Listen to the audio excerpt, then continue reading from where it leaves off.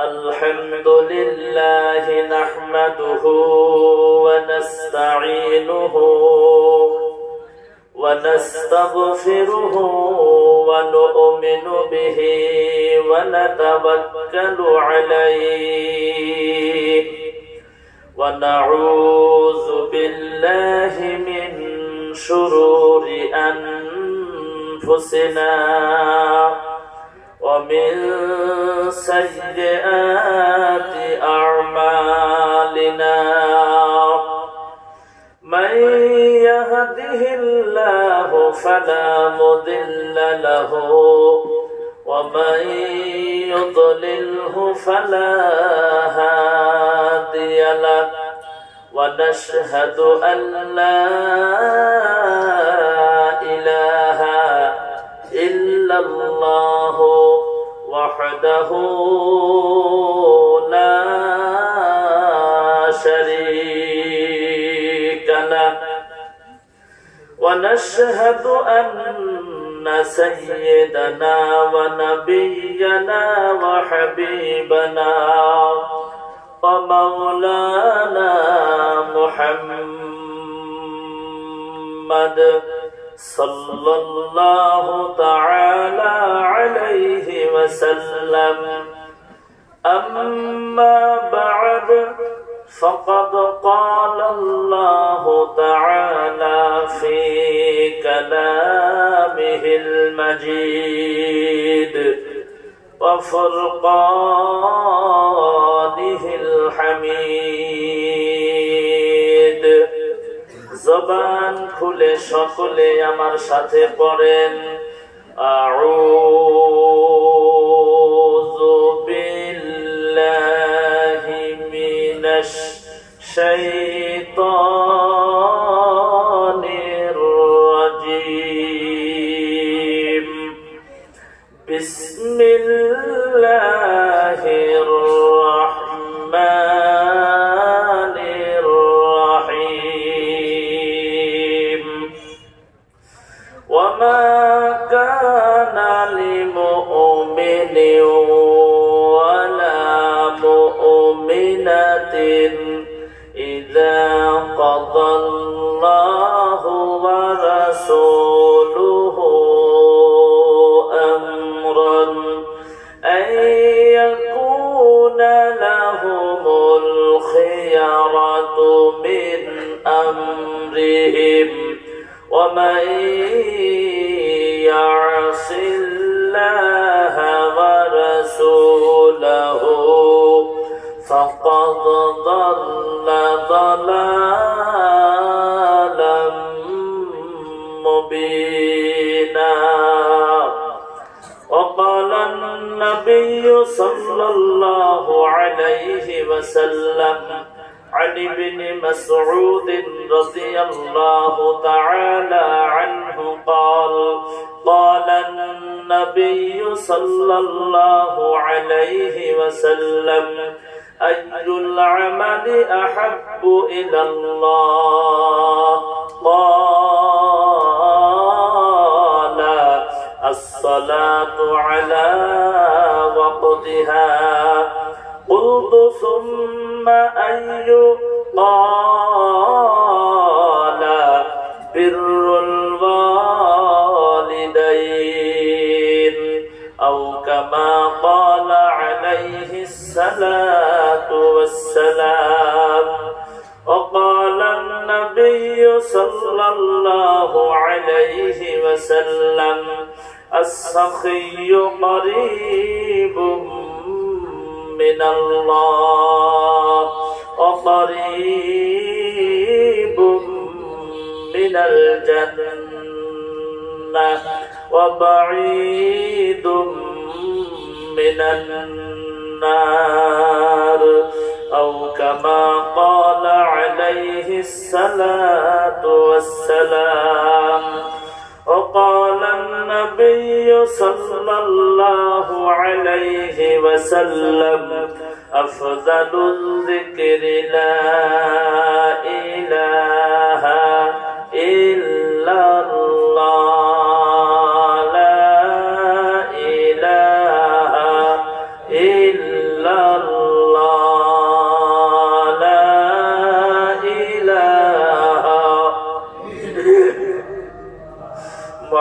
محمد لا إله زر زر لا إله أرزر لا إله إلا الله لا إله بلو لا إله إلا الله لا إله لا إله إلا الله محمد رسول الله সকলেই বলেন সাল্লাল্লাহু আলাইহি ওয়াসাল্লাম। আজকের এই আল্লাহওয়ালা কাশগনি পুরোনা জামে মসজিদের উন্নতিকল্পে ৭ম বার্ষিক আজিমুশান দ্বীনি জলসার সুনাম ধন্য সম্মানিত মাননীয় সভাপতি সাহেব আজকের এই পবিত্র ধর্মসভায় বিশিষ্ট অতিথি হিসেবে বক্তব্য দিয়েছেন শোলমারা হায়াতুল উলুম মাদ্রাসার শিক্ষক হযরত মাওলানা মুহাম্মদ আবু বকর সিদ্দিক সাহেব দামাত বারাকাতুহুমুল আলিয়া। আমন্ত্রিত অতিথি হিসেবে উপস্থিত ছিলেন দক্ষিণ কদমগুড়ি ইশাতুল উলুম বানাত মাদ্রাসা নগাঁওয়ের মুহতামিম হাফিজ ও কারি মাওলানা সুলতান আহমেদ সাহেব দামাত বারাকাতুহুমুল আলিয়া। বিশেষ করে আমার আগে যিনি পবিত্র কোরআন শরীফ থেকে কোরআন তেলাওয়াত করলেন সম্মানীয় হুজুর সাহেব, স্টেজে বসে থাকা আকাশের তারকা সদৃশ জাতির মাথার মুকুট ওয়ারাসাতুল আম্বিয়া হযরত উলামায়ে কেরাম বুজুর্গানে দ্বীন, এই অঞ্চলের গণ্যমান্য আমার আব্বা জানের বয়সের দাদার বয়সের সম্মানিত মুরব্বিয়ানে কেরাম, সমবয়স্ক বন্ধুগণ, যুবক বন্ধুগণ, শিক্ষিত সমাজ, নজওয়ান বন্ধুগণ, বিভিন্ন স্কুল কলেজ তথা মাদ্রাসার ছাত্র বন্ধু সকল, বিশেষ করে এই আল্লাহওয়ালা কাশগনি পুরোনা জামে মসজিদের কমিটি কার্যকরী কমিটির সভাপতি সম্পাদক তথা সদস্য সকল, উপদেষ্টা মন্ডলী, আজকের এই পবিত্র ধর্মসভার অভ্যর্থনা কমিটির সভাপতি সম্পাদক সাথে সদস্য সকল, যারা আর্থিক দিয়ে শারীরিক দিয়ে পরিশ্রম করে আজকের এই পবিত্র ধর্মসভা আয়োজন করার জন্য অজস্র মেহনত করে, আল্লাহ তাদের মেহনত যাতে কবুল করেন, বলেন আমিন। বিশেষ করে এই প্যান্ডেলের নিচে বসে থাকা ছোট ছোট ছেলেরা, পর্দার আড়ালে বসে থাকা আমার অতি আদরের সম্মানিতা মা এবং বোনেরা, আমি আবারও সালাম দিলাম, আসসালামু আলাইকুম ওয়া রাহমাতুল্লাহি ওয়া বারাকাতুহু। মহান আল্লাহ তাআলার দরবারে সর্বপ্রথম লাখো কোটি শুকরিয়া আদায় করব যে আল্লাহ তাআলা আমাদেরকে সন্ধ্যার পর থেকে নিয়ে এখন রাত প্রায় 11টা বাজে, এতক্ষণ পর্যন্ত পবিত্র কোরআন এবং হাদিসের কথা আলোচনা করার জন্য, শুনবার জন্য তৌফিক দিয়েছেন। যে মহান আল্লাহ তাআলা আমাদেরকে আসার জন্য, বসার জন্য তৌফিক দিলেন, সেই মহান মাবুদের শুকরিয়া, কালিমাতুশ শুকুর আমরা সকলেই উচ্চ আওয়াজে জোরে সোরে চিৎকার করে, একটা জবান বন্ধ রাখবেন না, মুসলমান হিসাবে সকলেই বলি আলহামদুলিল্লাহ। বিশ্বনবী জনাবে রাসূলুল্লাহ সাল্লাল্লাহু আলাইহি ওয়াসাল্লামের প্রতি দরুদ আমরা সকলেই বলি সাল্লাল্লাহু আলাইহি ওয়াসাল্লাম। মহতরম দোস্ত, আজিজ ও বুজুর্গ ভাই ও সাথীও, আমি প্রথমেই বলেছি আলোচনা লম্বা করব না, যত তাড়াতাড়ি পারি আমি আমার বক্তব্য শেষ করার জন্য চেষ্টা করব। আমার বন্ধুগণ, আমি আপনাদের সম্মুখে পবিত্র কোরআনে কারিম থেকে সূরা আল আহজাবের একটি মাত্র আয়াত তেলাওয়াত করেছি, 36 নম্বর আয়াত। হাদিস শরীফ থেকে দুইটা জায়গা থেকে হাদিসের দুইটা অংশ টুকরা আপনাদের সম্মুখে পড়েছি। এই পবিত্র কোরআন এবং হাদিসের প্রতি লক্ষ্য করে অল্প সময় কিছু কথা বলেই আমি আমার বক্তব্য শেষ করার জন্য চেষ্টা করব, আল্লাহ তাআলা যদি তৌফিক দান করেন। আমার বন্ধুগণ, মহান আল্লাহ তাআলা পবিত্র কোরআন শরীফের মধ্যে বলেন, ওমা কানা লিমুমিনি ওয়ালা মুমিনাতিন, আল্লাহ বলেন প্রকৃত মুমিন পুরুষ নাইবা মুমিনা নারী, ইজা কাযাল্লাহু ওয়া রাসূলুহু আমরান, আল্লাহ এবং আল্লাহর রাসূলের পক্ষ হইতে যদি কোনো রায় আসে, আমরান মানে বিষয়, যদি রায় আসে, প্রকৃত মুমিন পুরুষ নাইবা মুমিনা নারী, আইয়াকুনা লাহুমুল খিয়ারাতু মিন আমরিহিম, ওই রায়ের উপরে তারা কোনো ইখতিয়ার পোষণ করতে পারে না। ওয়ামান ইয়াসিল্লাহা ওয়া রাসূলাহু ফাকাদ যাল্লা যালালাম মুবিনা, আল্লাহ এবং আল্লাহর রাসূলের পক্ষ হইতে যে রায়টা আসবে, সেই রায়ের উপরে যদি তারা কোনো ইখতিয়ার পোষণ করে, তাহলে তারা পথভ্রষ্ট হয়ে যাইব, তারা গোমরাহ হয়ে যাইব। বলেন নাউজুবিল্লাহ। হাদিস শরীফ তেলাওয়াত করেছি, আল্লাহর নবী সাল্লাল্লাহু আলাইহি ওয়াসাল্লামকে প্রশ্ন করা হলো, আইয়ুল আমালি আহাব্বু ইলাল্লাহ, নবী গো, আল্লাহর কাছে সবথেকে বেশি মহব্বতের আমল কোনটা? আল্লাহর নবী বললেন, as-সালাতু আলা ওয়াক্তিহা, আল্লাহর কাছে সবথেকে বেশি মহব্বতের আমল হলো সময় মতো নামাজ আদায় করা। বলেন সুবহানাল্লাহ। কুলতু সুম্মা আইয়ু, তারপর কোনটা? আল্লাহর নবী বললেন, বিররুল ওয়ালিদাইন, মা বাবার সাথে ভালো ব্যবহার করা। আরো জোরে বলেন সুবহানাল্লাহ। দ্বিতীয় নম্বর হাদিস, আস-সাখিয়্যু করিবুম মিনাল্লাহ, আল্লাহর নবী বলেন, অবশ্যই যারা দানকারী তেনারা আল্লাহর রহমতের নিকটে থাকবে। অকরিবুম মিনাল জান্নাহ, তেনারা জান্নাতের নিকটে থাকবে। অবাঈদুম মিনান নার, তারা জাহান্নাম থেকে অনেক দূরে থাকবে। বলেন সুবহানাল্লাহ। এই হইল পবিত্র কোরআন এবং হাদিসের সংক্ষিপ্ত তরজমা।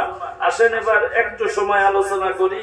রাত 11টা বাজে, 1 ঘন্টা সময় আলোচনা করব মাত্র। দিবেন তো 1 ঘন্টা? ভাই একটু কথা বলেন, 1 ঘন্টা দিবেন?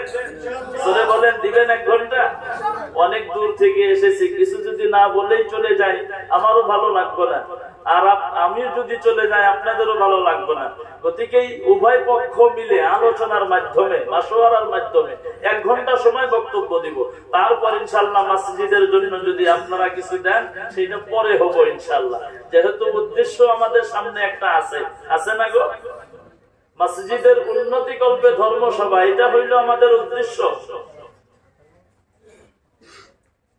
আমরা যে যা পারি মসজিদের জন্য আল্লাহ রাস্তায় ইনশাআল্লাহ সকলেই দান করব বলি ইনশাআল্লাহ। কারণ আমরা যারা ধর্মসভায় বসেছি, আমরা কেউ চাই না আমাদের উপরে আল্লাহ তাআলা মুসিবত দিক বা আমাদের উপরে মুসিবত আসুক, এইটা আমরা কেউ চাই?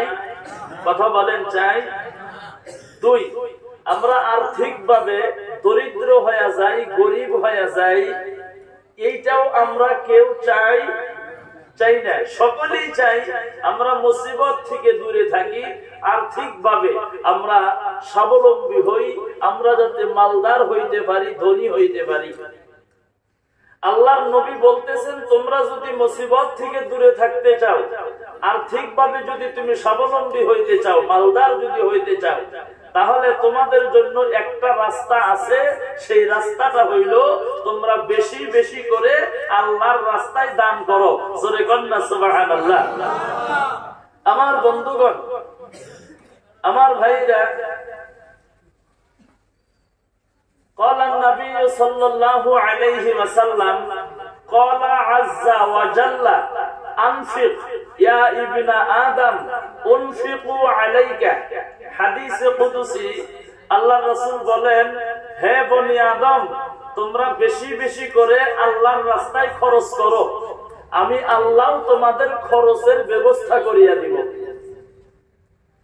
আমার বন্ধুগণ, গতিকে আল্লাহর রাস্তায় যত খরচ করা যায়, আল্লাহ তাআলা খরচের পরিবর্তে আল্লাহ ওই মালের মধ্যে আরো বেশি বেশি বরকত দিয়ে দেয়। গতিকে সর্বশেষে যাওয়ার আগে আমরা যে যতটুকু পারি আল্লাহ রাস্তায় মসজিদের উন্নতির জন্য আমরা সকলে হাত আগ বাড়ায়া সামর্থ্য অনুযায়ী দান করার জন্য চেষ্টা করব, বলেন ইনশাআল্লাহ। এইটা হইল মসজিদের উদ্দেশ্য, কিছু আর্থিক অনুদান নেওয়া। আপনি বাজারে যাইতেছেন, হাতের মধ্যে একটা ব্যাগ আছে, মানুষে দেখলেই বুঝবো আপনি বাজারে যাইতেছেন উদ্দেশ্য বাজার করার জন্য। আপনার কাঁধের মধ্যে নাঙ্গল আছে, নাঙ্গল বোঝেন তো না ভাই? নাঙ্গল আছে, জল আছে, সম্মুখে দুইটা গরু, হাতের মধ্যে লাঠি নিয়ে আপনি যাইতেছেন, হাতের মধ্যে লাঠি নিয়ে আপনি যাইতেছেন। যাওয়ার সময় মানুষে দেখলেই আপনাকে বুঝবো যে আপনি খেতে বা পাথারে চাষ করার জন্য যাইতেছেন বা হাল মারার জন্য যাইতেছেন। নাইবা কাদের মধ্যে নাইংলা, নাইংলা বোঝেন তো ভাই? নাইংলা, নাইংলা আছে, গরু নিয়ে যাইতেছেন, মানুষে দেখলেই বুঝবো যে নাইলা খেতে বা পাট খেতে, এটা নাইংলা দেওয়ার জন্য যাইতেছে। হাতে পাসুন নিয়ে যাইতেছেন, মানুষে দেখলেই বুঝবো যে আপনার হাতে পাসুন কেন, হয়তো কোনো পাথারের মধ্যে আপনার কোনো একটা টাল করছেন বা কোনো ফসল আবাদ করছেন, ওইটা সাফ চিকন করার জন্য যাইতেছেন। এটা যে যে উদ্দেশ্য নিয়ে যেভাবে যায়, মানুষে দেখলেই বোঝে এইটা হইল তার উদ্দেশ্য। আমার বন্ধুগণ, আমি আপনাদের সম্মুখে সূরা আহজাব থেকে একটি আয়াত তেলাওয়াত করেছি। পবিত্র কোরআন শরীফের মধ্যে কতটা পারা আছে ভাই? কথা বলেন, কত পারা? 30 পারা। সূরা কতটা আছে? সূরা কতটা আছে? 114টা সূরা আছে। 30টা পারা, 114টা সূরা, অগণন আয়াত আছে, অগণন হরফ আছে। আমার বন্ধুগণ, এই 30টা পারা 114টা সূরার মধ্যে আমি যে আয়াতটা তেলাওয়াত করেছি সূরা আহজাব থেকে 36 নম্বর আয়াত, এই আয়াতটা আল্লাহ তাআলা কেন নাযিল করলেন, এটার উদ্দেশ্য কি, কি কারণে নাযিল করলেন, কোন প্রেক্ষাপটে নাযিল করলেন? আল্লাহ তাআলার উদ্দেশ্য আছে না গো? যেহেতু সূরা ফাতিহা আছে, আল্লাহ যে কোনো উদ্দেশ্য নিয়ে নাযিল করেছেন, লম্বা কথা। সূরা বাকারা, সূরা আল ইমরান, সূরা মায়েদা, সূরা নিসা, আল্লাহ যে কোনো উদ্দেশ্য নিয়ে যখন যেভাবে প্রয়োজন, একসাথে নাযিল হয় নাই। যখন যেভাবে প্রয়োজন আল্লাহ তাআলা ফেরেশতা জিবরাইলের মারফতে দুনিয়ার জমিনে নবী পর্যন্ত পৌঁছায়া দিতেন। আমি যে আয়াতটা তেলাওয়াত করেছি, আয়াতটা নাযিল হওয়ার কারণ কি, উদ্দেশ্য কি, এই বিষয়ে কিছু সময় আলোচনা করে বক্তব্য শেষ করব। আমার বন্ধুগণ, আপনারা সকলেই জানেন আল্লাহর নবীর একজন সাহাবা ছিলেন, যার নাম ছিল হযরত যায়েদ রাদিয়াল্লাহু তাআলা আনহু। আপনারা সকলেই জানেন, যিনি ছিলেন বিশ্ব নবী সাল্লাল্লাহু আলাইহি ওয়াসাল্লামের পালক পুত্র। আমরা জানি আল্লাহর নবীর পালক পুত্র ছিলেন। আল্লাহর নবীর কাছে যখন থাকেন, পালক পুত্র হিসেবে গ্রহণ করলেন। যখন বড় হয়ে গেল, সন্তান বড় হওয়ার পর বাবা মার উপরে কর্তব্য জরুরি হয় সন্তানকে বিবাহ করানো নাইবা বিবাহ দেওয়া। এটা জরুরি না? এটা জরুরি। তো যায়েদ রাদিয়াল্লাহু তাআলা আনহু আল্লাহর নবীর পালক পুত্র, বড় হয়ে গেল, বিবাহ করার লাগে। আল্লাহর নবী সাল্লাল্লাহু আলাইহি ওয়াসাল্লাম হযরত যায়েনব রাদিয়াল্লাহু তাআলা আনহার নিকটে বিবাহের প্রস্তাব পাঠাইলেন। যায়েনব রাদিয়াল্লাহু তাআলা আনহা এই বিবাহের প্রস্তাবটা ডিনাই কইরা দিলেন আর বললেন, আমি উচ্চ বংশের একজন মেয়ে, আমার মর্যাদা আছে, আমার সম্মান আছে, আমার ইজ্জত আছে, আমি ওই একজন কামলা, একজন গোলাম, একজন রাখালের সাথে বিবাহের প্রস্তাবে রাজি হইতে পারি না। এবার প্রশ্ন হইল, আল্লাহর নবীর পালক পুত্র আমরা জানি, যায়েনব রাদিয়াল্লাহু তাআলা আনহা গোলাম কেন বললেন, রাখাল কেন বললেন, কামলা কেন বললেন, বা দাস কি কারণে বললেন? আমার বন্ধুগণ, হযরত যায়েদ রাদিয়াল্লাহু তাআলা আনহু, আমার বন্ধুগণ, মক্কা নগরীর মধ্যে একজন ধনাঢ্য ব্যক্তি, তামাম ধনী মানুষ আছিলেন। টাকা পয়সার অভাব নাই, ধন সম্পত্তির অভাব নাই, মাটি জমার অভাব নাই।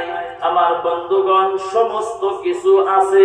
কিন্তু বন্ধুগণ আমার, যায়েদ রাদিয়াল্লাহু তাআলা আনহু ছোট্ট মানুষ। আগের জামানায় আমার বন্ধু, বাজারের মধ্যে মানুষ কেনা বেচা করা হইতো। বন্ধুগণ আমার, এই হযরত যায়েদ রাদিয়াল্লাহু তাআলা আনহুকে শৈশবকালে ছোট্ট অবস্থায় আমার বন্ধুগণ ও মুসলমান ভাইয়েরা, ডাকাত যাদেরকে বলা হয়, দুষ্কৃতিকারী যাদেরকে বলা হয়, আমার বন্ধুগণ তাদেরকে কি করলেন? এই ডাকাইতেরা যায়েদ রাদিয়াল্লাহু তাআলা আনহুকে চুরি করলেন, ডাকাতি করলেন, ছিনতাই করলেন। আমার বন্ধুগণ ছিনতাই করিয়া বাজারের মধ্যে বন্ধুগণ বিক্রি করিয়া দিল। বন্ধুগণ আমার, বাজারের মধ্যে যখন বিক্রি করার জন্য উঠাইলেন, আম্মা জান খাদিজাতুল কুবরা রাদিয়াল্লাহু তাআলা আনহা বাজারের মধ্যে গেলেন। এই যায়েদ রাদিয়াল্লাহু তাআলা আনহু ছোট্ট মানুষ, দেখিয়া ভালো লাগলো, এত সুন্দর একজন সন্তান। আমার বন্ধুগণ টাকা দিয়া কিনা নিয়ে আমার বন্ধুগণ চলে গেলেন আল্লাহর নবীর সাথে। আম্মা জান খাদিজাতুল কুবরা রাদিয়াল্লাহু তাআলা আনহার যখন বিবাহ হয়ে গেল, বিবাহ হইয়া যাওয়ার পর এই যায়েদ রাদিয়াল্লাহু তাআলা আনহুকে আল্লাহর নবীকে গোলাম হিসাবে উপহার দিয়েছিলেন। আমার বন্ধুগণ, যখন আল্লাহর নবীকে দাস হিসাবে, গোলাম হিসাবে উপহার দিয়া দিল, আমার বন্ধুগণ অনেকদিন পর এই খবরটা হযরত যায়েদ রাদিয়াল্লাহু তাআলা আনহুর মা বাবা পাইল। আমাদের সন্তান আল্লাহর নবীর কাছে আছে। আম্মা জান খাদিজাতুল কুবরা রাদিয়াল্লাহু আনহা বাজার থেকে কিনা নিয়া আল্লাহর নবীকে দাস হিসাবে, গোলাম হিসাবে উপহার দিয়া দিছে। এবার তো তারা জানেন না কত টাকা দিয়া কিনা নিছে, এই খবর তো তারা জানেন না। কত টাকা দিয়া কিনা নিছে এইটা তো তারা জানেন না। আম্মা জান, আমার বন্ধুগণ যায়েদের মা বাবা কি করলেন? টাকা কত জানেন না, হিসাবও জানেন না কত টাকা। তারা কি করলেন? যত টাকা আছে আমার বন্ধুগণ কিছু কিছু করে অনেক টাকা একত্রিত করলেন। একত্রিত করিয়া আল্লাহর নবীর কাছে চলে গেল। আল্লাহর নবীর কাছে যাইয়া সালাম দিয়া দিল, আসসালামু আলাইকা ইয়া রাসূলুল্লাহ, আসসালামু আলাইকা ইয়া হাবিবাল্লাহ। ও নবী গো, আপনার কাছে যে যায়েদ আছে, আপনার কাছে যে গোলাম যায়েদ আছে, কৃত দাস আছে, এই যায়েদ হইল আমাদের সন্তান, আমরা হইলাম তার সত্যিকারের মা বাবা। ও নবী গো, আম্মা জান খাদিজা রাদিয়াল্লাহু আনহা বাজার থেকে কিনা নিয়ে আপনাকে দাস হিসেবে উপহার দিয়া দিছে। নবী গো, আপনি একটু দয়া করিয়া বলেন কত টাকা দিয়া কিনা নিছে। আপনি বলেন, আমরা সমস্ত টাকা ঘুরাইয়া দিয়া আমাদের সন্তানকে বাড়িতে নিয়ে যাওয়ার জন্য এসেছি। আল্লাহর নবী ডাক দিয়া বলেন, এই যায়েদের মা বাবা, সত্যি করে যদি তোমরা যায়েদের মা বাবা হইয়া থাকো, সত্যিকারের যদি তোমরা যায়েদের আপন মা বাবা হইয়া থাকো, যায়েদকে নিয়ে যাইতে একটা টাকাও দেওয়া লাগবে না, একটা পয়সাও দেওয়া লাগবে না। তোমরা এমনি এমনি যায়েদকে তোমরা বাড়িতে নিয়ে যাইতে পারো। এ বন্ধুগণ আমার, মুসলমান ভাইয়েরা, আল্লাহর বান্দা নবীর উম্মতেরা গো, এই কথাটা যায়েদ রাদিয়াল্লাহু তাআলা আনহুর কানের মধ্যে চলে গেল। যায়েদ রাদিয়াল্লাহু আনহু ডাক দিয়ে বলেন, নবী গো, ও নবী, আল্লাহর আমি একটা কথা বলবো। বলে কি কথা? আমার মা বাবা যদি সত্যিকারের আমার মা বাবা তোমরা শোনো, আমি তোমাদের কাছে যদি থাকতাম, যতদিন ধরে বিশ্ব নবীর কাছে আমি গোলাম হিসাবে আছি, এই বিশ্ব নবী আমাকে যতটুকু ভালোবাসা দিয়েছে, আমাকে যতটুকু মহাব্বত করেছে, আমাকে যতটুকু ভালোবাসা দিয়েছে, ও মা বাবা, এতদিন যদি আমি তোমাদের কাছে থাকতাম, মা বাবা গো, এতটুকু মহাব্বত তো দূরের কথা, এর 10 ভাগের 1 ভাগ মহাব্বত তোমরা দিতে পারতা না। চিল্লাইয়া বলেন সুবহানাল্লাহ।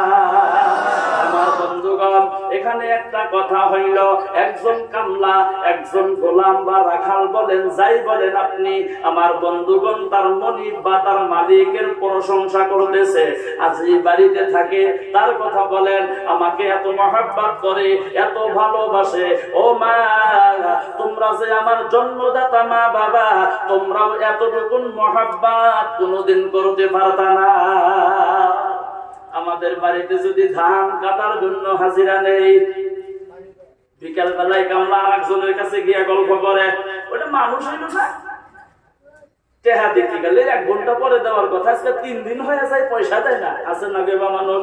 এ কথা বলেন, আছে না নাই? কামলা তো আগের যুগে আসছিল, বছরিয়া কামলা আসছিল, আবার কিছু সময় আসছিল মানে মাসের কামলা, কত সময় আসছিল দিনের কামলা। এখন যদি হাজিরা নেন, হাজিরা তো এমনি পাওয়াই যায় না, কারণ প্রত্যেকজন মানুষ বর্তমান মালদার, অধিকাংশ মানুষ হঠাৎ 1-2 জন, হঠাৎের মধ্যে দেখাও জানা বেশি একটা। তারপরেও যদি বাড়িতে কামলা থাকে, আমরা যদি মাংস খাই, কামলার নিগা ওই ঠান্ডা কোন রকম হাড্ডি উড্ডি কোন রকম থিয়ে দিই, কামলা আর একবার থেকে গেল আঙ্গরে মালিক যা ভালো গো, মাংস না কষায় খায়, আমার খালি হাড্ডি দেয়, মাংস না গুনাও করে খায়, আমার খালি হাড্ডি দিয়ে দেয়। আমার বন্ধুগণ, এরকম কয় না গো আমাদেরকে বলে, এ বন্ধুগণ আমার, যায়েদ রাদিয়াল্লাহু তাআলা আনহু এই কথাটা যখন বললেন, আল্লাহর নবী ডাক দিয়া বলেন, এই যায়েদের মা বাবা, তোমরা ভালো করিয়া কানটা লাগাইয়া শুনে নাও। যায়েদ আমাকে এত মহব্বত করে, যায়েদ আমাকে এত ভালোবাসে, আমি তো আগে বুঝতে পারি নাই। যায়েদ আমার প্রতি এত টান, আমি আগে বুঝতে পারি নাই। আজকের থেকে তোমরা চিন্তা করিও না, তোমরা টেনশন করিও না, যায়েদকে নিয়ে যাওয়া লাগবে না। আমি যায়েদকে গোলামটা আমি বন্ধ করিয়া দিলাম, গোলাম থেকে মুক্ত করিয়া দিলাম, দাস থেকে মুক্ত করিয়া দিলাম। এই যায়েদের মা বাবা, আমি বিশ্ব নবী তোমাদেরকে বলতেছি, আজকের থেকে যায়েদকে আমি আমার পালক পুত্র হিসাবে গ্রহণ করে নিলাম। চিল্লাইয়া বলেন সুবহানাল্লাহ। লা ইলাহা ইল্লাল্লাহ, বলো লা ইলাহা ইল্লাল্লাহ, জোরে লা ইলাহা ইল্লাল্লাহ, লা ইলাহা ইল্লাল্লাহ, বলো লা ইলাহা ইল্লাল্লাহ, লা ইলাহা ইল্লাল্লাহ, জোরে লা ইলাহা ইল্লাল্লাহ।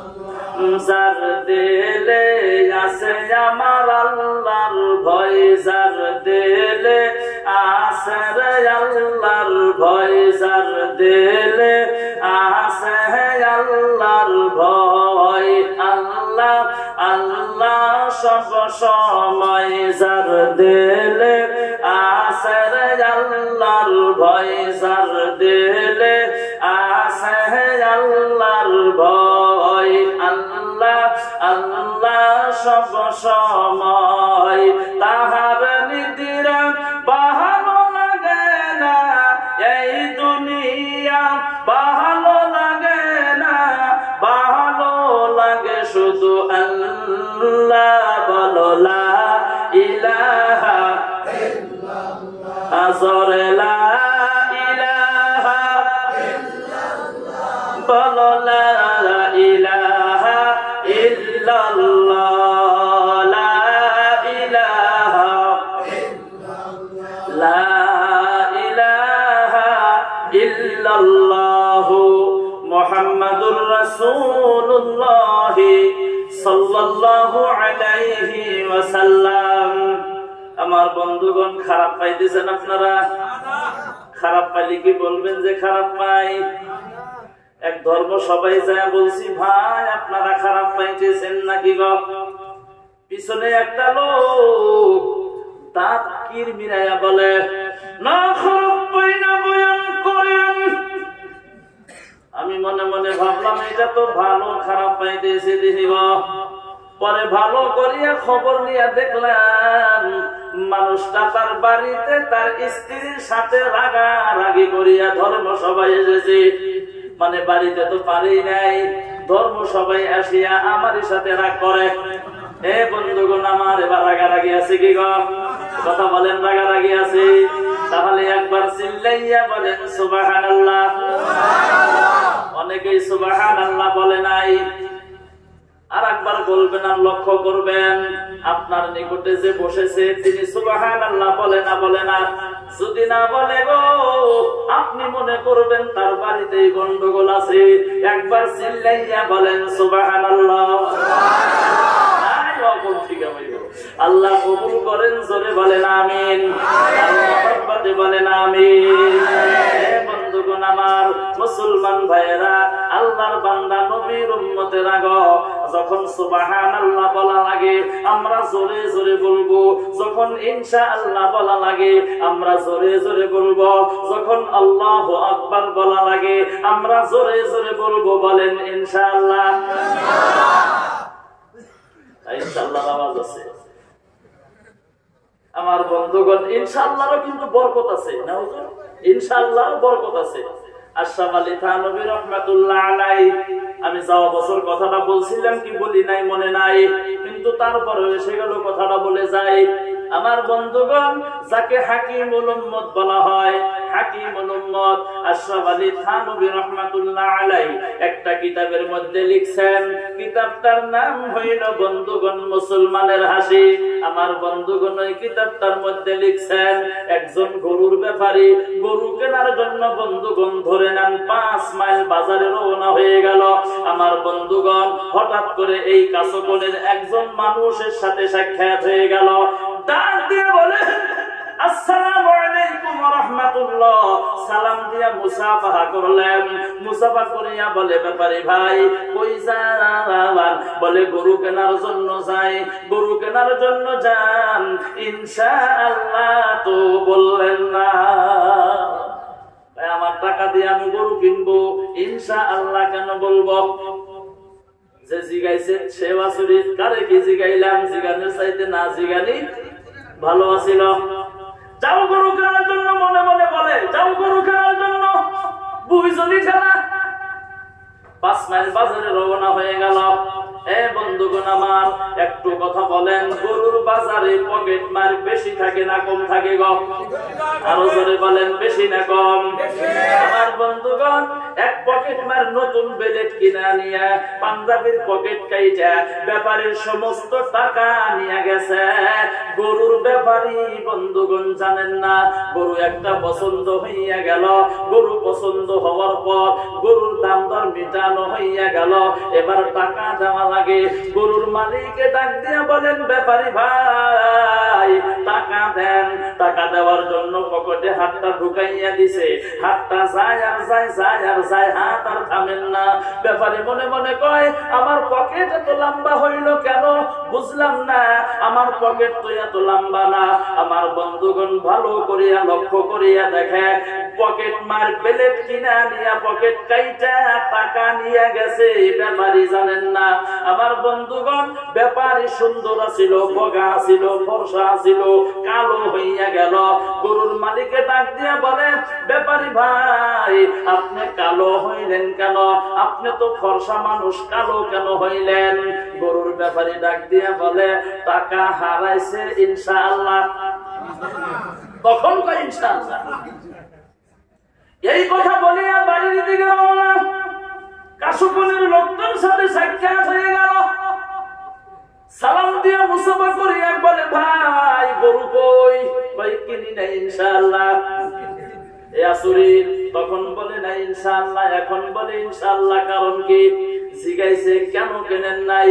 কয় টাকা হারাইছে ইনশাআল্লাহ। কয় কিভাবে হারাইলো? কয় জানি না ইনশাআল্লাহ। কয় এখন কই যান? কয় বাড়িতে যাই ইনশাআল্লাহ। বাড়িতে যাইয়া কি করবেন? কয় বাড়িতে যাইয়া কি করবেন? ব্যাপারীর রাগ উঠিয়া গেছে, মেজাজটা গরম, টাকা হারাইয়া গেছে, ঘন আলাপ শুরু করিয়া দিছে। রাগের সাথে বলে কি করি করব ইনশাআল্লাহ। তারপরে ইনশাআল্লাহ ছাড়েন নাই। হাকিমুল উম্মত আশরাফ আলী থানভী রাহমাতুল্লাহ আলাইহি মুসলমানের হাসি নামের কিতাবটার মধ্যে লিখতেছেন, এই ইনশাআল্লাহ যদি তুমি আগে বলতাও কি জানি তোমার টাকা হারাইতো না। চিল্লাইয়া বলেন সুবহানাল্লাহ, আরো জোরে বলেন সুবহানাল্লাহ। গতিকে সুবহানাল্লাহ, আলহামদুলিল্লাহ, ইনশাআল্লাহ বলাই লাভ আছে। জোরে কোন আছে না নাই? আরো জোরে বলেন আছে না নাই? আপনি যদি একবার সুবহানাল্লাহ বলেন, আল্লাহর নবী জানাইয়া দিল তুমি যত বেশি সুবহানাল্লাহ বলবা, কঠিন কিয়ামতের দিন আল্লাহ তাআলা তোমার নেকির পাল্লাটা ভারী করিয়া দিব। আল্লাহর নবী আরো বলেন সুবহানাল্লাহি মা বাইনাস সামাই ওয়াল আরদ। বিশ্বনবী জানাইয়া দিলেন এই পৃথিবীর জমিনের মধ্যে যদি কেউ একবার সুবহানাল্লাহ বলে, আসমান থেকে নিয়ে জমিন পর্যন্ত, জমিন থেকে নিয়ে আসমান পর্যন্ত যতটুকুন খালি জায়গা আছে গো, আল্লাহ তাআলা তার নামায়ে আমলের মধ্যে নেকি লেখিয়া ভরপুর করিয়া দিব। আল্লাহর নবী আরো বলেন সুবহানাল্লাহি ওয়া বিহামদিহি সুবহানাল্লাহিল আযীম। এই কালিমাটা আমরা সকলেই জানি, কথা বলেন জানি না? জানি না। ছোটবেলায় সুমাহি মক্তব্য শিক্ষা দেওয়া হয়েছে। আমার বন্ধুগণ, আলোচনা লম্বা, সংক্ষেপ করে দিলাম। বিশ্ব নবী জানাইয়া দিল এই কালিমাটা যদি কেউ ইখলাসের সাথে একবার উচ্চারণ করে, আল্লাহ তাআলা আল্লাহর কুদরতি হাতের দ্বারা ওই ব্যক্তির জান্নাতের মধ্যে একটা খেজুর গাছ লাগাইয়া দেয়। আমার বন্ধুগণ, দুনিয়াটা যখন গায়েব হইয়া যাইব, দুনিয়াটা যখন পানি আর পানি হইয়া যাইব, হাসরের মাঠে যেদিন কায়েম হবে, মহান আল্লাহ তাআলা যেদিন আমার আপনার হিসাব নেওয়া আরম্ভ করিয়া দিব, এ মুসলমান বন্ধুগণ আমার, যারা জান্নাতি আল্লাহ তাদেরকে জান্নাতের মধ্যে পাঠাইয়া দিবেন, আর যারা জাহান্নামী হবে গো, আল্লাহ তাদেরকে জাহান্নামের মধ্যে পাঠাইয়া দিবেন। বন্ধু, এবার যারা জান্নাতি, কিছু সংখ্যক জান্নাতীরা দেখবে আমিও জান্নাতি, আমার সঙ্গে অমুকও জান্নাতি, কিন্তু আমার জান্নাতের মধ্যে লক্ষ লক্ষ খেজুর গাছ দেখি, অমুকের জান্নাতের মধ্যে কেন একটা খেজুর গাছ নাই? খেজুর গাছওয়ালা জান্নাতি।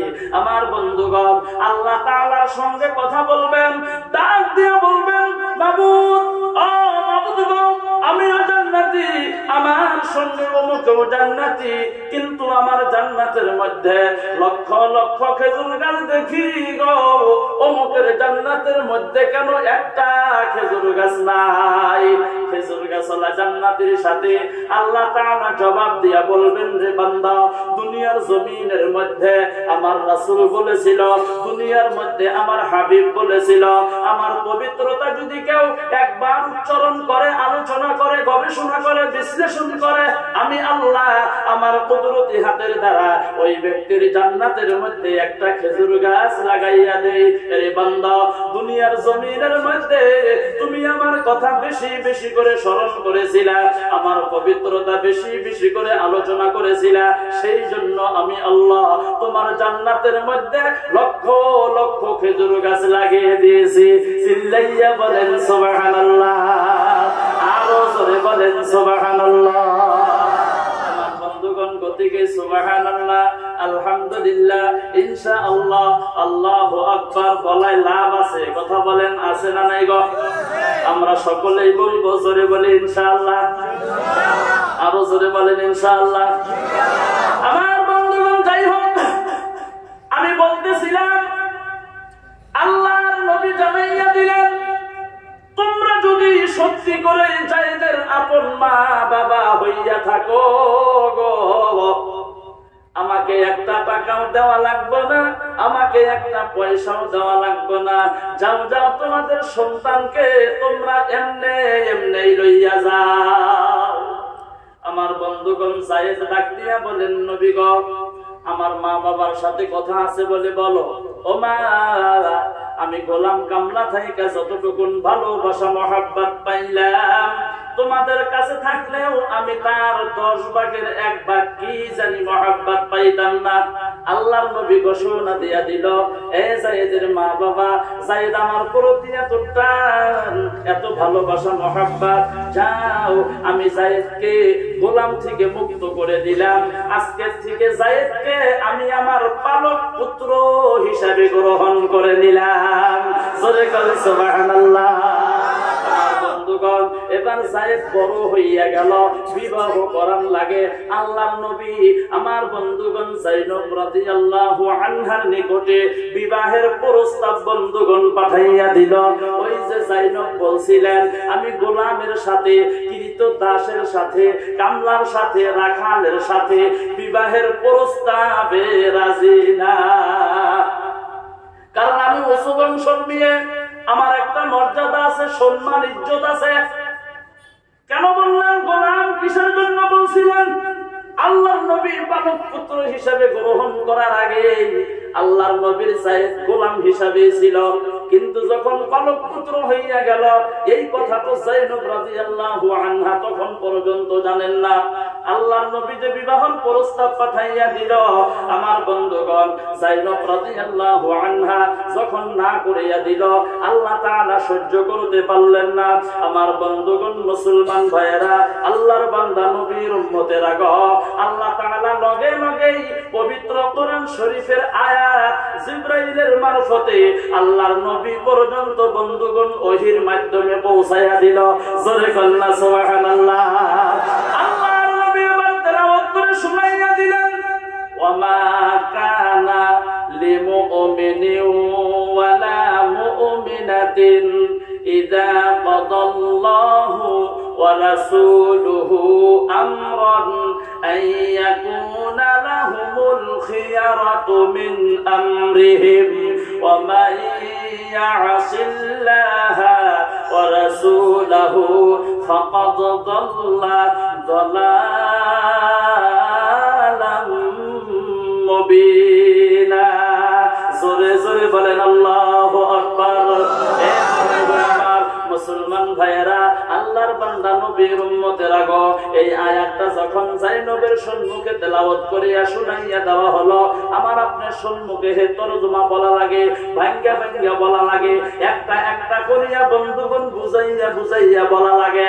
যায়েনবকে তো আর বুঝাইয়া বলা লাগে নাই। বলে কেন? তিনি ছিলেন আরবি, তাদের ভাষা ছিল বন্ধুগণ আরবি।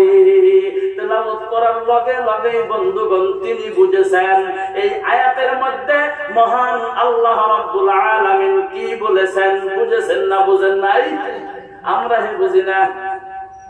হাজী সাহেব হজ করার জন্য গেল, আমার বন্ধুগণ টাকা পয়সার অভাব নাই, তামাম ধনী মানুষ, মালদার। হজ করার পর রিটার্ন যখন বাড়ির মধ্যে চলে আসলো, গ্রামের মানুষ যাইয়া হাজী সাহেবের সাথে সালাম মুসাফা করিয়া জিগাইল, হাজী সাহেব আরব দেশে গেছিলেন, মক্কা মদিনায় গেছিলেন, কি কি দেখলেন, কি বুঝলেন?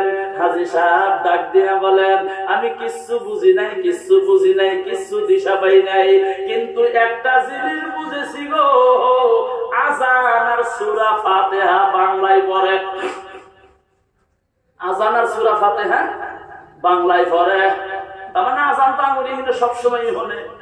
আলহামদুলিল্লাহ সূরা তো প্রত্যেক নামাজেই লাগে, এটা বাধ্যতামূলক, জরুরি। হে বাপ, সেটা বোধহয় বাংলা।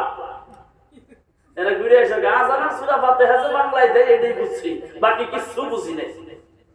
আমার বন্ধুগণ মুসলমান ভাইয়েরা, যায়েনব রাদিয়াল্লাহু আনহার নিকটে যখন আয়াতটা তেলাওয়াত করিয়া শুনাইয়া দেওয়া হলো, কারণ এখানে স্পষ্ট বলা হয়েছে কোন মুমিন পুরুষ, মুমিনা নারী আল্লাহ আল্লাহর রাসূলের পক্ষ থেকে রায় আসার পর ওই রায়ের উপরে কোনোদিন ইখতিয়ার পোষণ করতে পারেন না। যদি করে তাহলে পথভ্রষ্ট হইয়া যাইব, গোমরাহ হইয়া যাইব। এবার আপনি বলেন, বিবাহের প্রস্তাব পাঠাইছিল কে? আল্লাহর নবী। কারণ আল্লাহ বলছেন, ওমা কানা লিমুমিনিন ওয়ালা মুমিনাতিন ইযা কাদাল্লাহু ওয়া রাসূলুহু আমরান। আল্লাহ আল্লাহর রাসূলের পক্ষ হইতে যদি কোনো রায় আসে, বিষয় আসে, ওইটা যদি কেউ অমান্য করে তাহলে পথভ্রষ্ট হব, গোমরাহ হব। যায়নব রাদিয়াল্লাহু আনহার দিমাগের মধ্যে ধরে গেল, বিবাহের প্রস্তাব বিশ্ব নবী পাঠাইয়া দিল। আমি যদি না করি, আমি যদি নিষেধ করিয়া দেই, না যদি মানি, আমি তো পথভ্রষ্ট হইয়া যাবো, গোমরাহ হইয়া যাবো। না না, আমি পথভ্রষ্ট হইতে চাই না, আমি গোমরাহ হইতে চাই না। আমার বন্ধুগণ লগে লগে আল্লাহর নবীর কাছে খবর পাঠাইয়া দিল, আমি ক্ষমা চাইতেছি, আমি মাফ চাইতেছি, আমাকে ক্ষমা করিয়া দাও, আমাকে মাফ করিয়া দাও। আমি বিবাহের প্রস্তাবের মধ্যে রাজি হইয়া গেলাম। চিল্লাইয়া বলেন সুবহানাল্লাহ। আমার বন্ধুগণ মুসলমান ভাইয়েরা, কিন্তু এখানে একটা কথা হইল, আল্লাহর নবী যে বলছেন ওমা কানা লিমুমিনিন ওয়ালা মুমিনাতিন, আল্লাহর নবী আল্লাহ তাআলা বলছেন প্রকৃত মুমিন পুরুষ নাইবা মুমিনা নারী। আমার বন্ধুগণ, এবার আসেন, প্রকৃত মুমিন পুরুষ নাইবা মুমিনা নারী কারা? মুমিন পুরুষ নাইবা মুমিনা নারী কারা জানা দরকার আছে না নাই গো? এ বন্ধুগণ আমার, এই কথাটাও আল্লাহ তাআলা পবিত্র কোরআন শরীফের মধ্যে স্পষ্ট জানাইয়া দিল, ইন্নামাল মুমিনুনা আল্লাযীনা আমানু বিল্লাহি ওয়া রাসূলিহি সুম্মা লাম ইয়ারতাবু ওয়া জাহাদু ফি সাবিলিল্লাহি বিআমওয়ালিহিম ওয়া আনফুসিহিম। আমার বন্ধুগণ, আল্লাহ তাআলা জানাইয়া দিল, ইন্নামাল মুমিনুন, ইন্না মানে নিশ্চয়, হরফে মুসাব্বা বিল ফিল। আল্লাহ জানাইয়া দিল অবশ্যই, আসলেই, বেশক। আমার বন্ধুগণ, আল মুমিন তারাই হলো মুমিন, আল্লাযিনা যারা আমানু ঈমান এনেছে, এক নম্বরে বিল্লাহ, আমার মহান আল্লাহ রাব্বুল আলামিনের প্রতি। দুই নম্বরে হলো ওয়া রাসূলিহি, আল্লাহর প্রতি ঈমান আনার পর আমার বন্ধুগণ দ্বিতীয় নাম্বার ঈমান এনেছে আমার মহান আল্লাহ রাব্বুল আলামিনের নবী, বিশ্ব নবী সাল্লাল্লাহু আলাইহি ওয়াসাল্লামের প্রতি। আমার বন্ধুগণ, আল্লাহ আল্লাহর রাসূলের প্রতি ঈমান আনার পর তৃতীয় নম্বরে হলো কোনো সন্দেহ করা যাইব না। আমাদের মধ্যে অনেক মানুষ আছে সন্দেহ করে, কথা বলেন আছে না নাই গো? সন্দেহ আছে না? জান্নাত আছে না নাই দেখছে কেডা, জাহান্নাম আছে না নাই দেখছে কেডা? অনেকেই বলে এই কথা, বলে না নাই গো? বহুত মানুষ কয় হুজুররা তো খালি জান্নাত জাহান্নামের ভয় দেখে দেখে খালি টেহেন দেয়। এটা বহুত মানুষে কয়, হুজুররা তো কোনো দিকে যাওয়া পারে না, মসজিদের ইমামতি করলেও গাইল হোনা লাগে, ধর্ম সবাই গেলেও গাইল হোনা লাগে, বয়ান ভালো হোক আর না হোক, গলার টোন যদি খারাপ হয়, এরকম একটা কেডান্স রে, এটা কয় কয় না গো? বয়ানও হনে দুই তিন প্রকারের মানুষে, কয়েকজনে পয়সা পয়সা হনে, কতজনে গেটের বগলে দাঁড়ায় হনে, আর কতজনে রাস্তা দিয়ে ঘুরে আর হনে।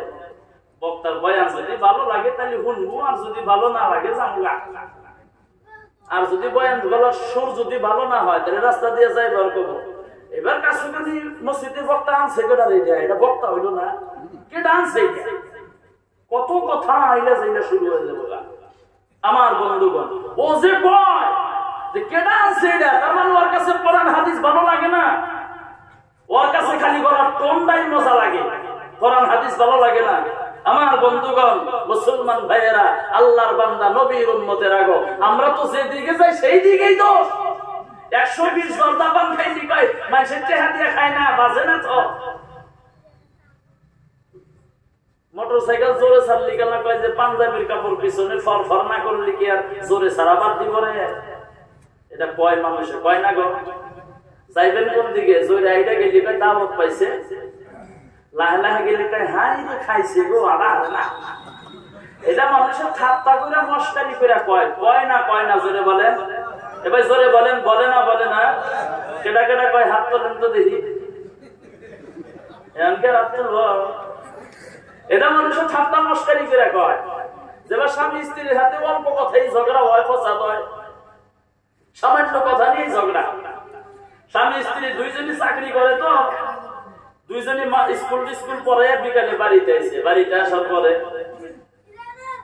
স্ত্রী ভাত বানাইছে, সবজি বানাইছে, খানা পিনা শেষ, গরমের দিন, এখন ঘুমাইব। স্ত্রীকে স্বামী আমার মাথাটা ব্যথা করতেছে, একটু মুসুরিটা টানাইয়া দেন না। হ্যাঁ, সাহস পাইলা কই তুমি?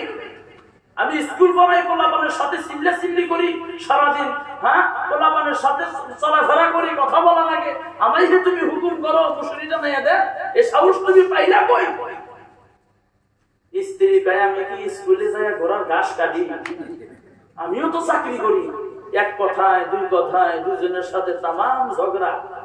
হঠাৎ করে স্বামী ডাক দিয়া কয় বিবি আমার মাথায় একটা বুদ্ধি এসে গেছে। বলে কি বুদ্ধি?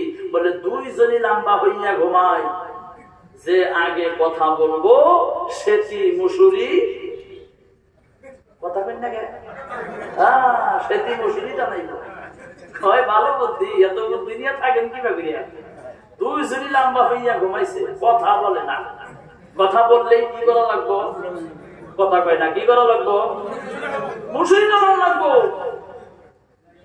মশাই কামড়ায় ম্যালেরিয়া টাইফয়েড বানাইয়া ফেলাইছে, তারপরেও কথা বলে না। কেন বলেন না? কথা বললেই কি করা লাগে?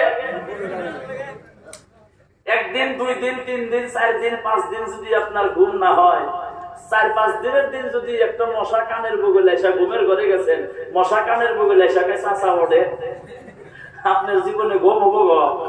কথা কয় না, ঘুম হবো? এরা কথাও বলে না, মুসুরিও টানায় না। ঘরের পিছনে একটা চোর আছিল, চোরে শুনছে যে আজকে স্যার ভাইদের সাথে তামাম ঝগড়া, মজা করে চুরি করবো স্যারের বাড়িতে। 12টায় 1-2টার সময় লাহে লাহে ঘরের ভিতরে ঢুকছে, যা দেখে ঘরের দরজাও খোলা। এখন এটা যে কম দরজাটা লাগাও, তাহলে মুসুরিটা লাগবো। হ্যাঁ, দরজা লাগানোর কথাও নাই, ঘুমাইছে, বুঝা দিচ্ছে। চোর ঘরের ভিতরে দুইটা স্যারের ডাক দেবে, স্যার গর্দনের চাবি কই? খালি বড় বড় চোখ করে দেখে, কথা কয় না। চোরে লক্ষ্য করে দেখে গর্দনের চাবি সুকেজের উপরে, চাবিটা থামড়া দিয়ে নিচে। ভালো ভালো কাপড় চোপড়, হীরা মানিক মুক্তা একটা রুমালের মধ্যে বাঁধে ঘাড়ের মধ্যে লইয়া বাড়ির দিকে রওনা। যাওয়ার সময় চোরে লক্ষ্য করে দেখে ওই গর্দনের এক সাইডে, এক বগলে, এক কিনারায়, এক কানিতে স্ত্রীর গলার স্বর্ণের চেন একটা আছে। এবার বলেন তো চোর ওই গলার স্বর্ণের চেনটা নিয়ে যাইব না রাইখা যাইব? কারণ চোরের কাছে তো বকপিট নাই, গোসল বাড়ির পর পাইছে, দই দিছে চুমু, খাইয়া দেহে চুন আসিল, পানি খায় সাদা পানি, তাও গলায় কামড়ায়। যেই মাত্র স্বর্ণের চেনের মধ্যে হাত লাগাইছে, স্ত্রীর পায়ের রক্ত সিরিক দিয়া মাথায় উঠে গেছে। স্ত্রী ডাক দিয়া কয় স্বামী গো, জিদ করা লাগে না, জিদ করা হারাম। উলামায়ে কেরাম বলছে আপনি কি শোনেন নাই? আমার গলার স্বর্ণের চেন নিয়ে যায়, আপনি তো কিছুই বলেন না। স্বামী ডাক দিয়া বলে বিবি গো, আগে মুসুরি টানাও। আগে কি করো? কথা কয় না, কি করো? মুসুরি টানাও। এবার ঝগড়া সামান্য টুকুন কথা বলতে নিয়ে হয় না গো? এ কথা বলেন, হয় না? আমার বন্ধুগণ, কিন্তু কথায় কথা আসিয়া যায়, কথাটা বলিয়াই ফেলি। একটা বাড়িতে যদি একজন মহিলা মানুষ বন্ধুগণ ভালো হয়, মা যদি ভালো হয়, বাড়িটা সুন্দর হবো, পরিবেশটা ভালো হবো। মা যদি নামাজি হয়, বাড়ির ফ্যামিলি নামাজি হবো। মা যদি আল্লাহওয়ালা হয়, বাড়ির ফ্যামিলি আল্লাহওয়ালা হবো। সমাজের মধ্যে যদি মা ভালো হয়, সমাজটা ভালো হবো। গ্রামের মধ্যে যদি মা ভালো হয়, গ্রামটাও ভালো হবো। অঞ্চলের মধ্যে যদি মা ভালো হয়, অঞ্চলটাও ভালো হবো। একটু জোরে বলেন কথা ঠিক কিনা? আমার বন্ধুগণ, কারণ পৃথিবীর জমিনের মধ্যে যত বড় বড় বুজুর্গ আপনি দেখেন না কেন গো, আমার বন্ধুগণ, বাসকান্দি হুজুর রহমাতুল্লাহ আলাইহি, আল্লামা শামসুদ্দিন আলতামাশ রহমাতুল্লাহ আলাইহি, কুতুবউদ্দিন বখতিয়ার কাকি রহমাতুল্লাহ আলাইহি, খাজা মুঈনুদ্দিন চিশতি রাহমাতুল্লাহ আলাইহি, বড় পীর আব্দুল কাদের জিলানী রাহমাতুল্লাহ আলাইহি, বাইজিদ বুস্তামি রাহমাতুল্লাহ আলাইহি, আল্লামা সানাউল্লাহ পানিপতি রাহমাতুল্লাহ আলাইহি, আমার বন্ধুগণ হাকিমুল উম্মত আশরাফ আলী থানভী রাহমাতুল্লাহ আলাইহি। এ মুসলমান বন্ধুগণ আমার বন্ধুগণ শেখ ফরিদ রাহমাতুল্লাহ আলাইহি, এনাদের জীবনী যদি স্টাডি করা যায়, এনাদের জীবনী যদি বন্ধুগণ আমার পড়া যায়, এ বন্ধুগণ তাতে বোঝা যায় এনারা যে এত বড় বড় আল্লাহর খাস বান্দা হইয়া গেল। এত আল্লাহর খাস বান্দা হওয়ার পিছনের মূল মানুষটা হইল দরদের মা। জোরে বলেন না সুবহানাল্লাহ। সেই জন্য বলছি, বাড়িতে যদি মা ভালো হয় বাড়িটাও ভালো হবো, সমাজে যদি মা ভালো হয় সমাজটাও ভালো হবো, গ্রামে যদি মা ভালো হয় গ্রামটাও ভালো হবো। আর একটা কথিত কথাই আছে, বাস্তবে এটা সত্যিও কথা, মা যদি ভালো হয় সন্তান ভালো হয়। একটু জোরে বলেন কথা ঠিক কি নয়? আমার বন্ধুগণ মুসলমান ভাইয়েরা, আজকে আমাদের মাননীয় সভাপতি হুজুর চেয়ারের মধ্যে বসে আছেন। এই মাহফিলের মধ্যে সব থেকে বেশি যদি বন্ধুগণ পাওয়ার আছে আজকের এই সভাপতি হুজুরের আছে। আমি আব্দুল খালিক গোলপাড়া থেকে এসেছি, বক্তব্য দিতেছি। হুজুর যদি ইচ্ছা করে গো এক্ষুনি আমার বক্তব্য বন্ধ করিয়া দিতে পারে। কথা বলেন, পারে না? পারে না? এবার আরো জোরে বলেন, পারে না? পারে না? এতটুকুন পাওয়ার হুজুরের আছে। কিন্তু বন্ধুগণ সব থেকে সম্মানীয় আসনের মধ্যে হুজুর বসলেন। এত সম্মানীয় আসনের মধ্যে কেন বসার সুযোগ পাইলেন বন্ধু? আমি হুজুরের অতীত জানি না, কিন্তু একটা কথা আমি গ্যারান্টির সাথে বন্ধুগণ বলতে পারি, হুজুর এখানে এত সম্মানীয় আসন পাওয়ার পিছনের মূল কারণটা হইল আমার বন্ধু হুজুরের পিছনে হুজুরের মা বাবার দোয়া আছে। জোরে বলেন কথা ঠিক কি নয়? এ বন্ধুগণ আমার, আপনি ধর্ম সভায় বসেছেন, অনেকেই বাজারের মধ্যে ঘোরাফেরা করতেছে, অনেকেই স্টেজের মধ্যে আছে। বন্ধুগণ স্টেজে বসার সুযোগ পাইলেন, আপনারা ধর্ম সভায় বসার সুযোগ পাইলেন। অনেকেই বাজারে ঘুরতেছে, আওয়াজ কিন্তু আসে না। কারণ কি জানেন আমার বন্ধুগণ? আপনারা বসার সুযোগ পাইছেন, তার কারণটা হলো এ বন্ধুগণ আমার, আপনাদের পিছনেও আপনার মা বাবার বন্ধুগণ দোয়া আছে। জোরে কন্যা সুবহানাল্লাহ। আমার বন্ধুগণ মুসলমান ভাইয়েরা, আল্লাহর বান্দা নবীর উম্মতেরা গো, একজন মা দোয়া করলে আল্লাহ তাআলা ওই দোয়াটা ডাইরেক্ট আমার আল্লাহ কবুল করিয়া নেয়। এর মধ্যে কোনো সন্দেহ আছে ভাই? আমি আব্দুল খালিক গোলপাড়া থেকে আসলাম। বড় বড় হুজুর আপনি, আপনার মা মারা গেল, আপনার বাবা মারা গেল, আপনার সন্তান মারা গেল। এ বন্ধুগণ আমার, যত বড় হুজুর আনিয়া দোয়া করেন না কেন, কোন হুজুরে গ্যারান্টি দিয়া কিন্তু বলে না 100% গ্যারান্টি কবুল হব। বলে বলে এ কথা বলেন, বলে ভাই? কেউ বলে না। একটাই বলে 50-50, হতেও পারে নাও হতে পারে, কোন গ্যারান্টি নাই। কিন্তু মা বাবা যদি দোয়া করে গো, আল্লাহ তাআলা ডাইরেক্ট কবুল করিয়া নেয়। এ বন্ধুগণ আমার, কথায় কথা আসিয়া গেল, কথাটা বলিয়াই ফেলি। শেখ ফরিদ রাহমাতুল্লাহ আলাইহি, এনার জীবনী যদি স্টাডি করা যায় আমার বন্ধুগণ, কাবা ঘরের যিনি ইমাম আব্দুর রহমান সুদাইসি, অনেক ইমাম আছে, তার মধ্যে একজন হলো আব্দুর রহমান সুদাইসি। 35-36-37 বছর ধরে ইমামতি করে।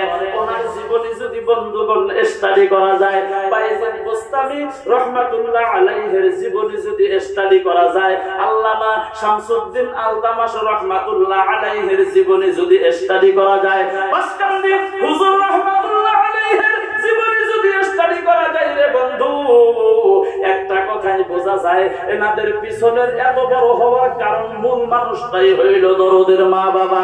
চিল্লাইয়া বলেন সুবহানাল্লাহ। মুসলমান ভাইয়েরা, আল্লাহর বান্দা নবীর উম্মতেরা গো, ও মুসলমান বন্ধুগণ আমার, একটা কথা বলিয়াই ফেলি, শেখ ফরিদ রহমাতুল্লাহ আলাইহি আমার বন্ধুগণ বহুত বড় আল্লাহর খাস বান্দা ছিলেন। আমার বন্ধুগণ শেখ ফরিদ রহমাতুল্লাহ আলাইহির এই মুখমণ্ডলটা যদি কোনো গায়ের কম মানুষে দেখত, আমার বন্ধুগণ এই চেহারাটা যদি কোনো গায়ের কম মানুষে দেখত, দেখার লগে লগে বন্ধু কালিমা পড়িয়া মুসলমান হইয়া যাইত। সুবহানাল্লাহ। বাড়িতে গিয়ে বলবেন, এখানে বসে বসে জমা করেন, একটু চিল্লাইয়া বলেন সুবহানাল্লাহ, আরো জোরে বলেন সুবহানাল্লাহ। আমার বন্ধুগণ শেখ ফরিদ রহমাতুল্লাহ আলাইহির নামে বিচার করা হলো, বিচার করা হলো। বিচারের মধ্যে ডাক দেওয়া হলো, তোমাকে দেখলে কালিমা পড়ে কারণ কি? বলে ও দিন বিচারের ময়দানে তুমি আসবা। বলে ঠিক আছে আসবো। শেখ ফরিদ রহমাতুল্লাহ আলাইহি এবার বিচারের ময়দানে রওনা হয়ে গেল। আমার মা ভগ্নীগণ, মহিলা মানুষ যারা গো, যেমন করে বোরকা পরিধান করে, মুখের মধ্যে নেকাব লাগায়, মুখটা ঢাকিয়া থাকে, চোখ দুইটা বাহির হইয়া থাকে। শেখ ফরিদ রহমাতুল্লাহ আলাইহি বিচারের ময়দানে রওনা হয়ে গেল, মুখের মধ্যে নেকাব লাগাইয়া নিল, চোখ দুইটা বন্ধুগণ বাহির হইয়া আছে। এ বন্ধুগণ আমার বিচারের ময়দানের মধ্যে উপস্থিত হয়ে গেল যারা মুখিয়ার কথা যারা বলেন, ডাক দিয়া বলে শেখ ফরিদ তুমি তোমার মুখটা বাহির করো। শেখ ফরিদ বাহির করেন না, আবার বলছেন মুখটা বাহির করো, বাহির করেন না, আবার বলছেন বন্ধুগণ তুমি তোমার মুখটা বাহির করো, মুখটা বাহির করেন না। আমার বন্ধুগণ যিনি সভাপতি বিচারক, যিনি ডাক দিয়া বলেন শেখ ফরিদ মুখ যদি দেখা না যায় গো, কথা বলিয়া ভালো লাগে না, আর মুখ যদি দেখা না যায় কথা শুনিয়াও ভালো লাগে না। চিল্লাইয়া বলেন কথা ঠিক কি নয়?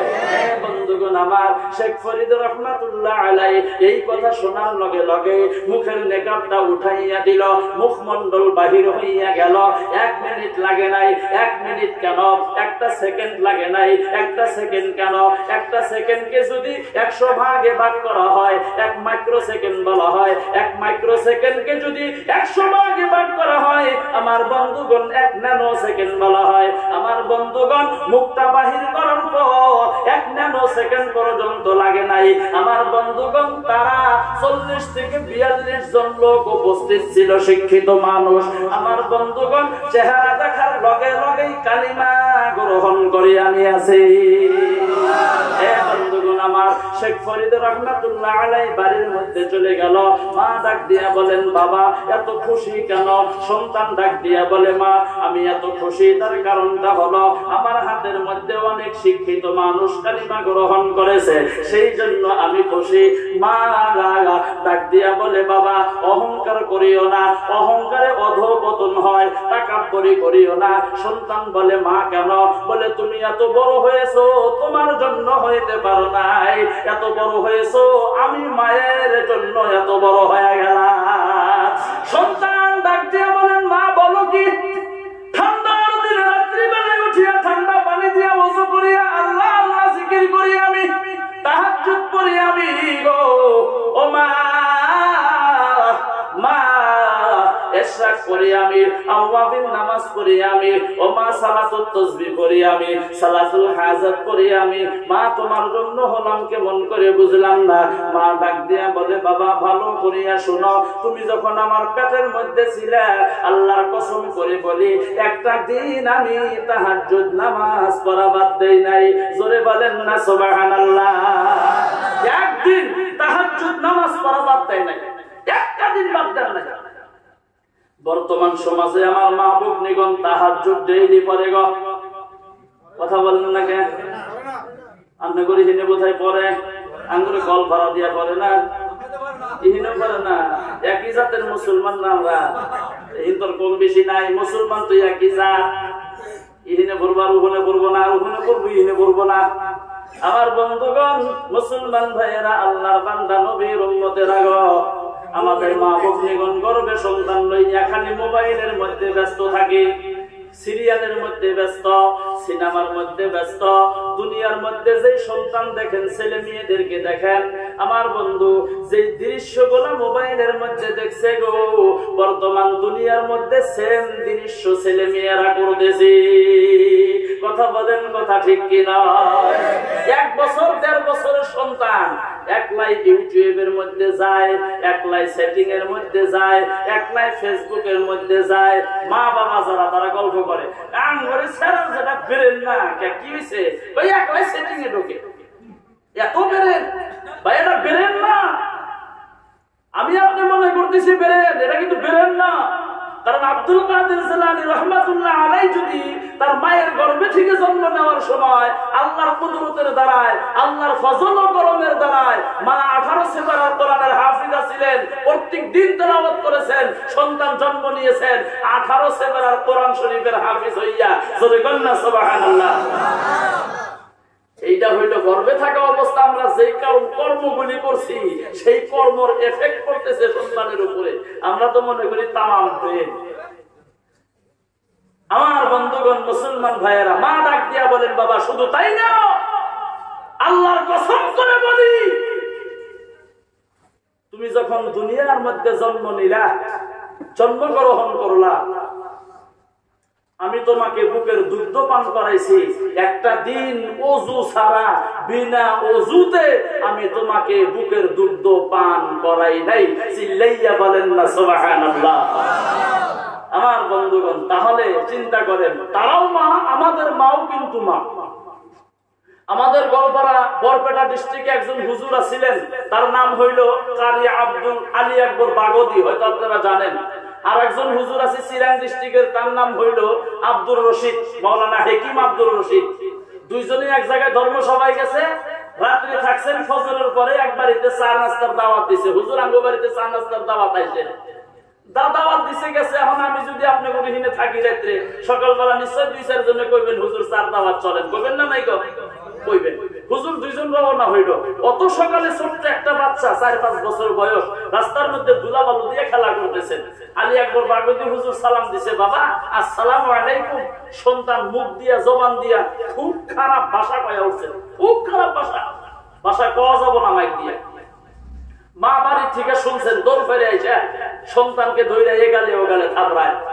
আলী আকবর বাগদি হুজুর বলেন, মা সন্তানকে মারেন কেন? সন্তানের তো দোষ নাই, আপনারা তো বাড়িতে ওইটার ফ্যাক্টরি খুলছেন, আপনারা বাড়িতে ওইটার ফ্যাক্টরি খুলছেন। আপনাদের স্বামী স্ত্রীর মধ্যে তো সালাম কালামের আদান প্রদান নাই। যা সারাদিন বলেন সন্তান ওইটাই মুখস্থ করেছে। আমার বন্ধুগণ, তাহলে তারাও মা, আমাদের মা বগ্নিগণ মা।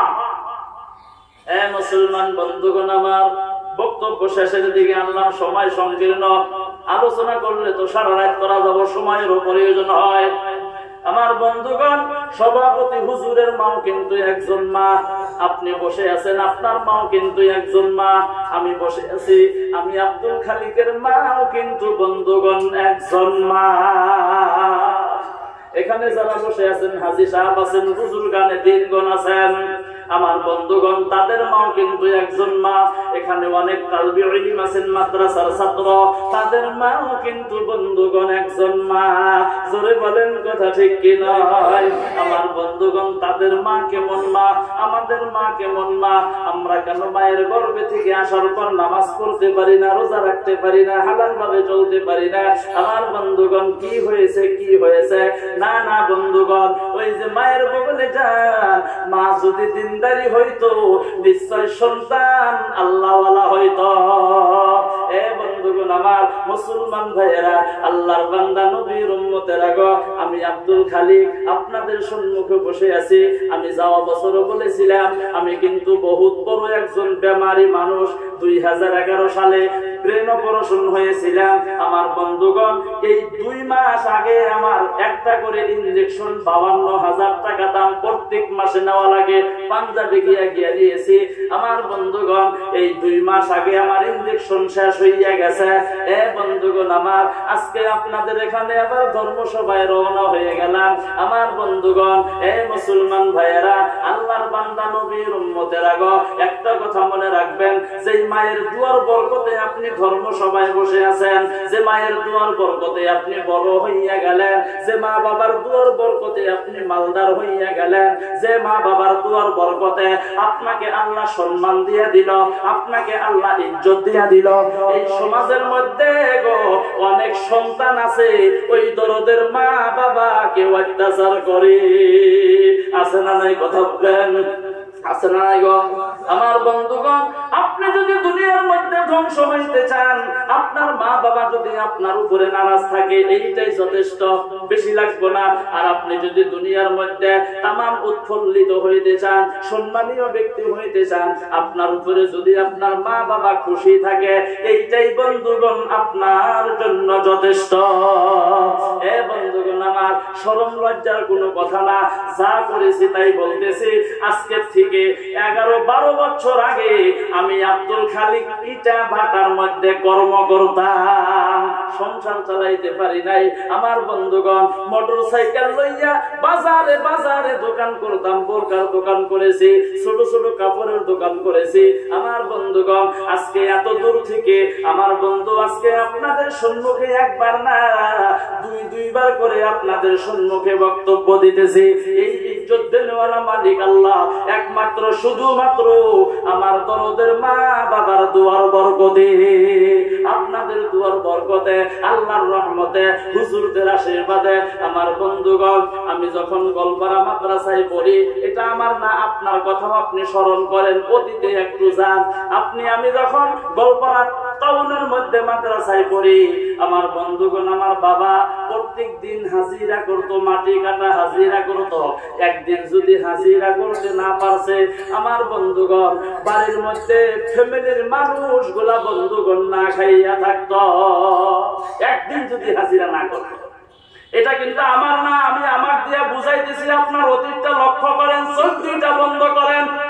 অনেক আছেন হয়তো 2-1 বাদে, অধিকাংশই অবস্থায় এমন ছিল বন্ধুগণ আমার। আমি যখন গোলপাড়ায় পড়ি, আমার বাবা 40 কিলোমিটারের মতো রাস্তা গাড়ি ভাড়া দিয়া বন্ধুগণ যাইতে পারেন নাই। ফজরের নামাজের আগে হাইটা হাইটা রওনা হইতো টাউনের মধ্যে।